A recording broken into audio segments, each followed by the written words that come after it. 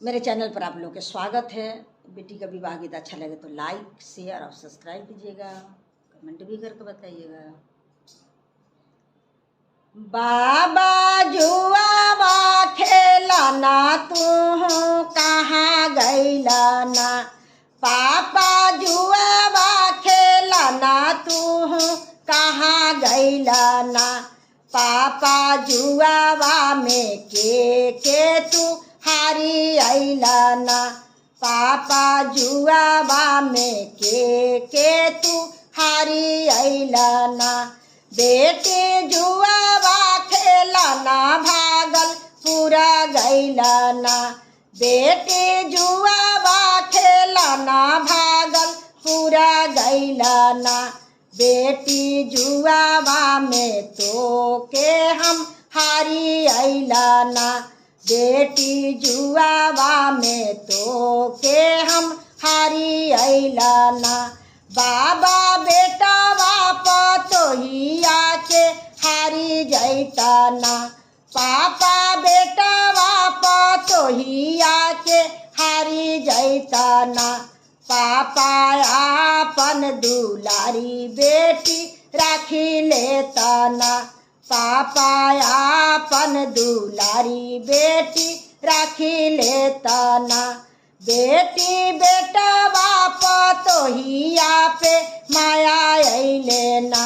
बेटी बेटा बापा तो ही आपे माया अइले ना, बेटी बेटी दुलारी बेटी पाराया हाउ ना, बेटी बेटी दुलारी बेटी पाराया हाउ ना, भैया जुआवा खेलाना तू कहाँ गइला ना, भैया जुआवा खेलाना तू कहाँ गइला ना, भैया जुआवा में के तू हारी अइला ना, भैया जुआवा में के तू हारी अइला ना, बहिनी जुआवा खेलाना भागल पूरा गइला ना, बहिनी जुआवा खेलाना भागल पूरा गइला ना, बहिनी जुआवा में तो के हम हारी अइला ना, बहिनी जुआवा में तो के हम हारी अइला ना,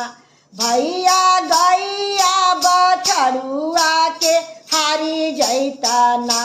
भैया गैया बछड़ुआ के हारी जैता ना,